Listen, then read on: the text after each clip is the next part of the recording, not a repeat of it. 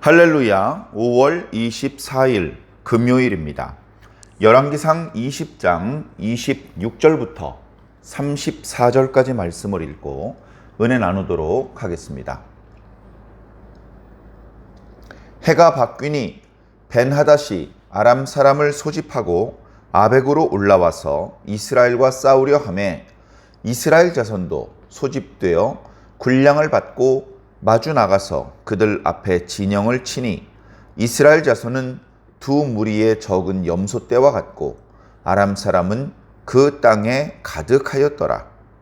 그 때에 하나님의 사람이 이스라엘 왕에게 나와 말하여 이르되 여호와의 말씀에 아람 사람이 말하기를 여호와는 산의 신이요 골짜기의 신은 아니라 하는도다. 그러므로 내가 이 큰 군대를 다 네 손에 넘기리니 너희는 내가 여호와인 줄을 알리라 하셨나이다 하니라. 진영이 서로 대치한 지 7일이라. 일곱째 날에 접전하여 이스라엘 자손이 하루에 아람 보병 10만 명을 죽이매 그 남은 자는 아벡으로 도망하여 성읍으로 들어갔더니 그 성벽이 그 남은 자 2만 7천 명 위에 무너지고 벤하닷은 도망하여 성읍에 이르러 골방으로 들어가니라. 그의 신하들이 그에게 말하되 우리가 들은즉 이스라엘 집의 왕들은 인자한 왕이라 하니 만일 우리가 굵은 배로 허리를 동이고 테두리를 머리에 쓰고 이스라엘의 왕에게로 나아가면 그가 혹시 왕의 생명을 살리리이다 하고 그들이 굵은 배로 허리를 동이고 테두리를 머리에 쓰고 이스라엘의 왕에게 이르러 이르되 왕의 종 벤하닷이 청하기를 내 생명을 살려 주옵소서 하더이다. 아합이 이르되 그가 아직도 살아있느냐? 그는 내 형제이니라. 그 사람들이 좋은 징조로 여기고 그 말을 얼른 받아 대답하여 이르되 벤하닷은 왕의 형제니이다. 왕이 이르되 너희는 가서 그를 인도하여 오라. 벤하닷이 이에 왕에게 나아오니 왕이 그를 병거에 올린지라. 벤하닷이 왕께 아뢰되 내 아버지께서 당신의 아버지에게서 빼앗은 모든 성읍을 내가 돌려보내리이다. 또 내 아버지께서 사마리아에서 만든 것 같이 당신도 다메섹에서 당신을 위하여 거리를 만드소서. 아합이 이르되 내가 이 조약으로 인해 당신을 놓으리라 하고 이에 더불어 조약을 맺고 그를 놓았더라. 아멘. 자, 어제 묵상했던 말씀에 바로 뒤에 이어지는 말씀이죠. 시간적으로는 1년 남짓 지난 시점입니다. 지난번에 이미 아람 왕 벤하닷이 자신을 도와주는 섭정왕들 32명과 그들의 군대와 함께 사마리아를 치러 올라왔었죠. 순식간에 사마리아를 포위했습니다. 항복을 받아내는 순간 북이스라엘 땅에 있는 모든 백성들은 그리고 그들의 모든 소유물들은 이제 아람에게 바쳐야 될 조공 때문에 다 빼앗긴 것이나 다름이 없는 그런 상황이었죠. 아합왕은 아합왕대로 그 어려운 상황 속에 하나님의 이름을 부르지 않았고 또 아람왕 벤하닷은 벤하닷대로 아주 오만방자해서 포위를 해놓고서는 날마다 술을 마시는 그런 모습을 보였습니다. 그때 하나님께 도움을 요청하지도 않았는데도 하나님께서는 당신의 백성을 지키시기 위해서 이스라엘을 돕기로 하셨고 한 선지자를 아합에게 보내셨습니다. 하나님의 말씀에 여기 있는 이 무리들을 보느냐? 내가 이 무리들을 다 네 손에 붙였다. 그래서 내가 여호와라는 것을 너희가 알 것이다. 이제 그렇게 말씀을 하셨죠. 포위된 상태에 있기 때문에 전국에서 군대를 모집할 수 없었고 지방 고관의 청년들 200여 명과 그리고 사마리아 성 안에 있었던 이스라엘 백성들로 구성된 7천여 명의 병력을 먼저 보냈습니다. 상대방은 수천 수만의 군대입니다. 그럼에도 불구하고 정오에 병력을 내보내서 그들의 선봉대를 격파하기 시작을 했습니다. 그들은 왕들뿐 아니라 병사들도 오합지졸이었고, 앞에 있는 부대가 이스라엘 군대에 의해서 죽어나가기 시작하자 뒤에 있는 군대는 전열을 갖추어서 반격을 할 생각을 하지 못하고 이리저리 흩어졌고 도망치기 바빴습니다. 그리고 술 취해 있던 베나닷도 급히 말에 올라 자신만 겨우 빠져나올 수밖에 없은 그런 상황이 되었죠. 전쟁의 패배에 대해서 책임을 지지는 않고 대신 그들은 자신들의 패전을 합리화했습니다. 이유는, 이번 전쟁에서 우리가 패배한 이유는 무엇이냐? 이스라엘 사람들의 신이 산의 신이라는 것을 몰랐다. 우리의 신은 평지의 신이고 그들의 신은 산의 신인데 우리가 어리석게 산에서 전투를 했다. 우리가 그러니까 지금 잃어버린 병력과 말과 또 마병대를 잘 보충을 해서 내년 이맘때에 다시 전투를 하고 이번에 당했던 치욕을 되갚아 주자. 이제 그런 생각을 했죠. 아람에서 그렇게 생각하는 것을 미리 알고 있었다는 듯이 하나님의 이름으로 승리를 예언했던 선지자는 다시 이야기를 합니다. 왕이여, 아람은 내년에 반드시 다시 쳐들어옵니다. 그러니 왕께서도 내년에 전투를 대비해서 준비하시옵소서. 그렇게 시간이 지났습니다. 보통 이렇게 전쟁을 치르는 것은 이제 이른 비가 내리기 전, 늦은 비가 내린 직후입니다. 특히 늦은 비가 내린 직후에 전쟁을 시작하는 경우가 많은데요. 왜냐하면 그때는 양식이 많아요. 양식이 많고 백성들이 딱히 농사일을 하지 않아도 되는 건기가 시작됩니다. 건기 한복판은 엄청 더운데 건기가 시작되는 때는 아직 그렇게까지 고통스럽지 않습니다. 그러니까 늦은 비가 지나가고 곡식들을 다 창고에 집어넣고 이런저런 추석과 같은 행사가 다 끝나면 이제 예비군들을 소집을 해서 전쟁을 시작하죠. 그리고 그때는 비가 많이 내리지 않기 때문에 땅이 질퍽거리지 않아서 보병들이 행군을 하거나 수레나 마차를 끌고 다니기도 아주 좋은 계절입니다. 그래서 항상 그 계절에 이제 전투가 벌어지곤 했는데요. 그래서 어떻게 보면 아람은 그 때를 준비하고 있었죠. 그래서 오늘 말씀에 보니 이듬해에 해가 바뀌니 베나닷이 아람 사람을 소집해서 아벡으로 올라와서 이스라엘과 싸우려고 아벡에 진을 쳤다, 이렇게 말씀하고 있습니다. 아벡은 오늘날로 말하면 이제 갈릴리 호수 동북 쪽이죠. 그쪽에 이제 아람의 군대가 내려와서 진을 칩니다. 아람의 군대가 오고 있다는 소식을 들었겠죠. 브리나케 북이스라엘에서도 이제 군대를 모집을 하고 그래서 아벡으로 보냈습니다. 그래가지고 서로 골짜기 하나를 두고 대치를 하고 있는 것이죠. 그래, 대치를 하고 있다고 하니까 비등비등 하는 것 같은데 그게 아니고 아람의 군대는 지면에 가득해요. 이쪽 끝부터 저쪽 끝까지 다 아람 군대입니다. 그 중에는 보병도 있고 마병도 있습니다.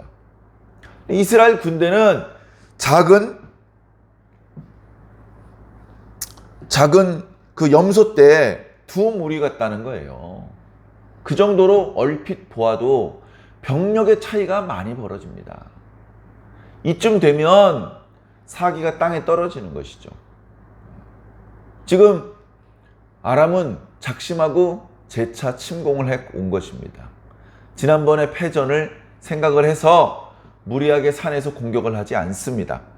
그리고 지난번에 분봉 왕들과 함께 왔는데 그들을 모두 폐위시키고 그 지역에 총독을 임명했으며 그 총독들이 인솔한 아주 조직이 잘 된 군대들을 이끌고 온 것입니다. 그래서 이번에는 확실하게 승리를 얻기 위해서 경고망동하지 않고 저녁에 술 파티를 벌이지 않고 이스라엘로서는 아주 괴롭게 야금야금 먹어 들어오고 있는 것이죠. 자, 큰일 났습니다. 작년에 어떤 선지자의 그 예고대로 올해 아람이 쳐들어올 것이라 생각을 하고 준비를 하긴 했는데 아람이 작심하고 준비를 하고 내려왔기 때문에 1년 동안 준비를 했는데도 여전히 부족해요. 그래서 걱정이 많습니다. 자, 그런 상황에 오늘 말씀에 보니까 또 하나님의 사람이 나타납니다. 예? 하나님의 사람이라고 했다가 선지자라고 했다가 조금 이제 혼란스러운데요. 다 같은 말을 하고 있는 것입니다. 자, 하나님의 사람이 나타났습니다. 작년 전쟁 때 나타났던 선지자와는 또 다른 선지자가 나타난 것 같습니다. 당연히 엘리야는 아닙니다. 이름이 알려져 있지 않은 또 다른 하나님의 사람이 나타나서 왕에게 예언을 합니다. 하나님께서 말씀하시기를 이 아람 사람들의 말을 들어보니 이들이 말하는데 여호와는 산의 신이다. 골짜기의 신이 아니라 라고 말한다. 다시 말해서 이스라엘 군대는 골짜기에서는 힘을 쓰지 못할 것이다 라고 말한다. 그게 아니다. 나는 산의 신이 아니고 골짜기에서도 신이 있고 60뿐 아니라 바다에서도 신이고 땅에서뿐 아니라 하늘에서도 신이라는 것을 내가 오늘 너희들에게 알려주겠다. 너희 눈앞에 보이는 지면에 가득 차 있는 저 아람 군대를 내가 네 손에 붙여줄 것이다. 그렇게 이제 말씀하신 거예요. 전쟁에서 승리할 것이라고 말씀해 주신 것이죠. 그래 그들과 7일 동안 대치했습니다. 대치했다는 것은 마주 보면서 서로 공격은 하지 않았다는 것이죠. 그러다가 7번째 날 접전했다라고 말하고 있습니다. 싸움이 붙은 것이죠. 아마 틀림없이 산에서 싸움이 붙은 것이 아니고 골짜기에서 싸움이 붙었을 것입니다. 자, 이스라엘은 골짜기가 넓어요. 그러니까 평지나 다름없습니다. 그러니까 아람 사람들이 원하는 대로 평지에서 싸움이 붙은 것이죠. 아람 사람들은 말들도 많고 마병대도 많은데 그들이 그 말들과 마병들을 잘 이용할 수 있는 골짜기에서 싸움이 붙었습니다. 그런데도 불구하고 이스라엘이 이기고 있습니다. 이스라엘은요, 마병대가 없어요. 병력도 적어요. 그런데 자신들보다 훨씬 숫자가 많은 아람 군대를 격파하고 있습니다. 그들의 마병대들을 격파하고 있습니다.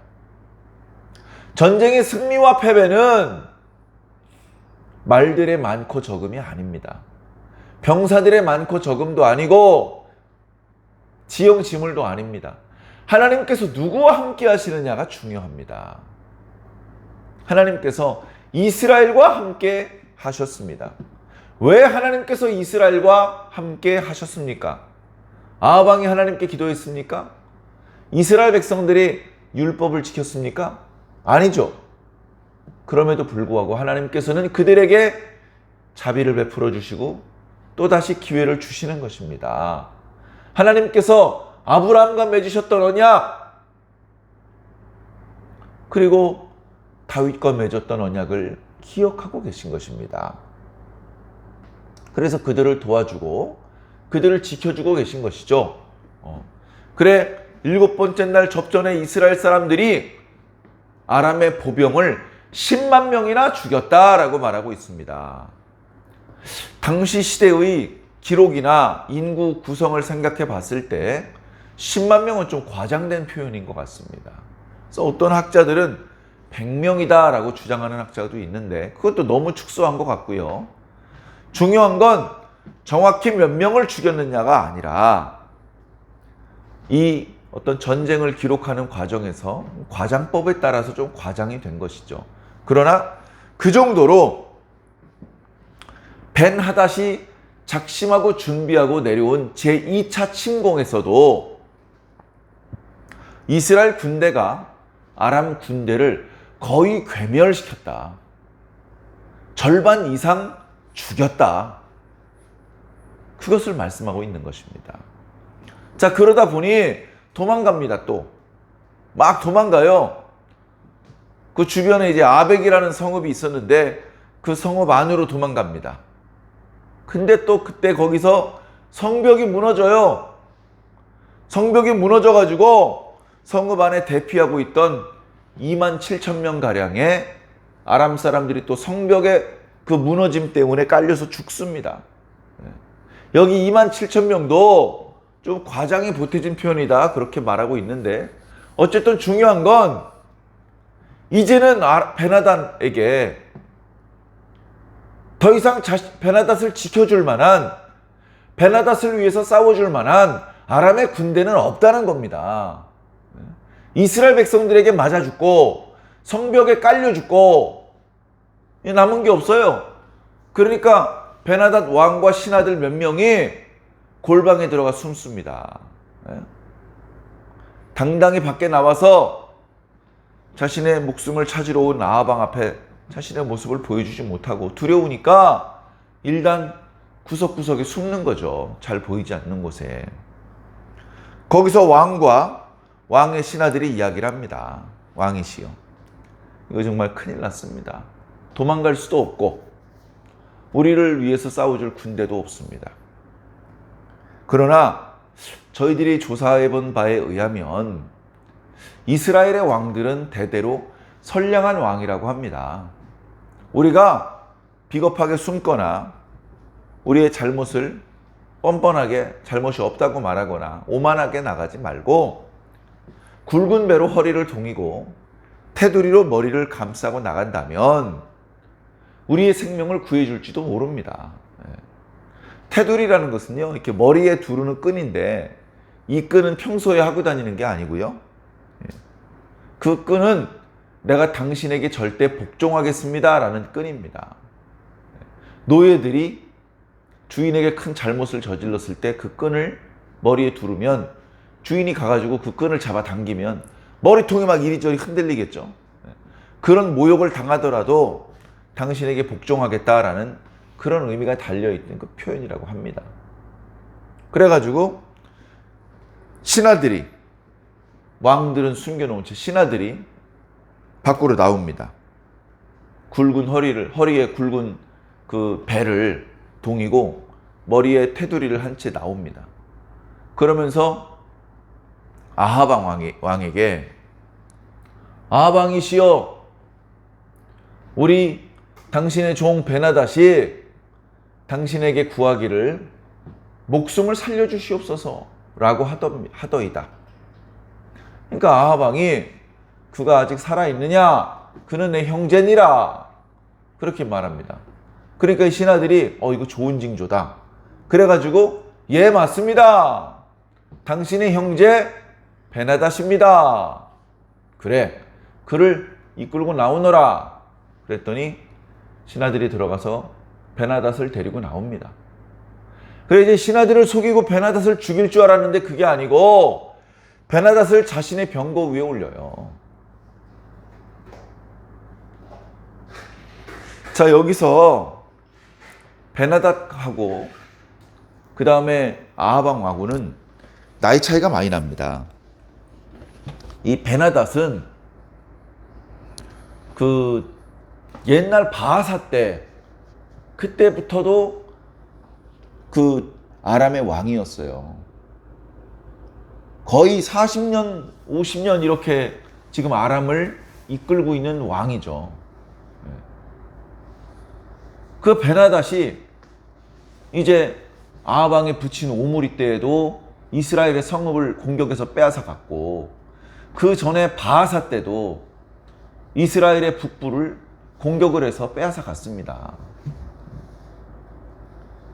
베나닷의 부친 때부터 이스라엘과 충돌이 잦았고 이스라엘이 이기지 못했습니다. 자, 그런 상황이었는데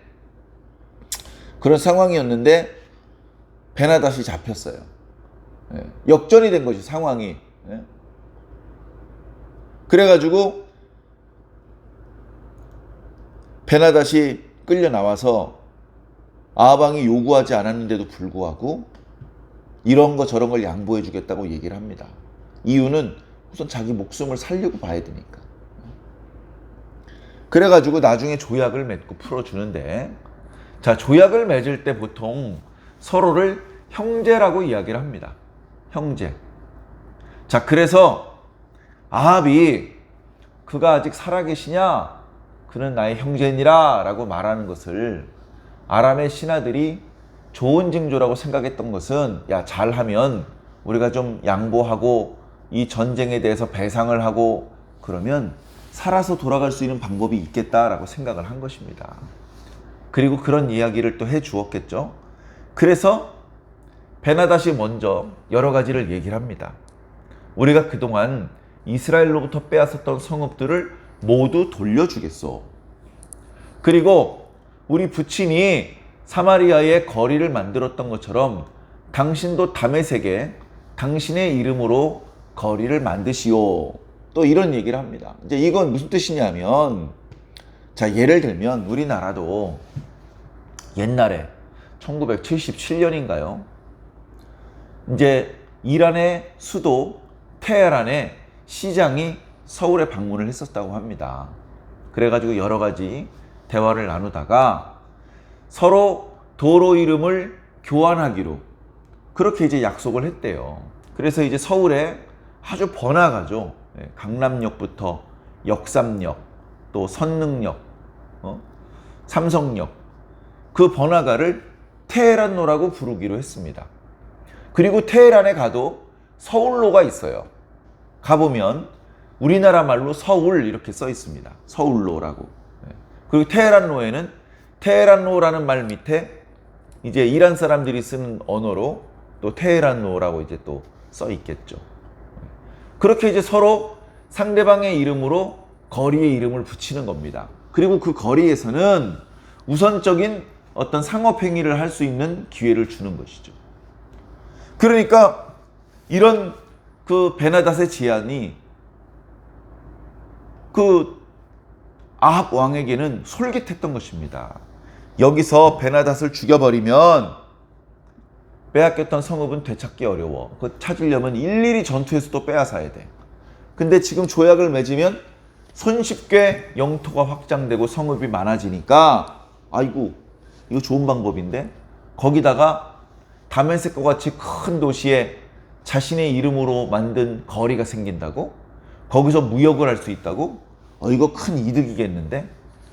그렇게 베나닷은 짧은 순간에 아합 왕의 명예욕과 또 탐욕을 자극을 했습니다. 그래, 아합이 얘기를 해줘. 이것을 조약하는 것을 조건으로 당신을 풀어주겠어. 조약을 맺고 풀어줍니다. 자, 전쟁의 승리를 주신 분은 여호와 하나님인데, 하나님하고는 아무 상의도 없이 자기 마음대로 자기 욕심에 이끌려서 베나닷을 풀어줍니다. 자, 원래 그러면 안 되죠. 전쟁의 승리를 주신 하나님의 뜻대로 아람의 군대를 완전히 진멸시키고, 그리고 아람 왕 베나닷도 처형을 시켜야 됩니다. 최소한 어떻게 하는 것이 좋을지 하나님께 기도해 봐야 되는 것이죠. 자기가 기도할 줄 모르면 하나님의 사람에게 기도를 부탁을 하기로 해야 됩니다. 근데 그러지 않습니다. 결국 이것 때문에 아합 왕은 돌이킬 수 없는 하나님의 저주를 받게 됩니다. 이제는 더 이상 돌이킬 수 없는 저주를 받게 됩니다. 그리고 그 뒤에도 계속해서 하나님 앞에 범죄하게 되고, 그리고 멸망을 자초하게 됩니다. 자, 그래서 저는 말씀을 묵상하면서 생각해 봤습니다. 하나님이 없는 사람이기 때문에 하나님께서 은혜를 베풀어 주셨고 자비를 베풀어 주셨고 기회를 주셨음에도 불구하고 전쟁에서 승리할 수 있게 해주셨음에도 불구하고 결국 진정한 승리를 누리지 못하는구나. 결국 실질적으로는 패전하는구나. 이기지 못하는구나. 오히려 패망을 자초하는구나. 그렇게 패망을 자초하는 이유는 하나님이 없기 때문이다. 분명히 그도 아브라함의 자손일 텐데 그의 마음속에는 하나님이 없습니다. 하나님을 믿지 않고 하나님의 말씀을 따르지 않고 하나님을 두려워하지도 않습니다. 하나님을 찾지도 않습니다. 사랑하는 성도 여러분, 그런 모습은 결국 범죄하게 만들고 멸망하게 만듭니다. 우리는 그런 모습이 되어서는 안 됩니다. 우리는 한순간도 하나님이 없는 순간이 있어서는 안 됩니다. 늘 하나님을 찾고 하나님께 기도해야 합니다. 기도하지 않고 넘어가는 날이 있어서는 안 됩니다. 날마다 기도해야 되고 날마다 하나님의 뜻을 따르는 삶을 살아야 합니다. 사랑하는 성도 여러분, 그렇게 우리가 하나님이 없는 자가 아니라 하나님이 있는 자로 산다면 우리는 복을 받을 것이고 우리는 이길 것이며 우리는 만사가 형통할 것입니다.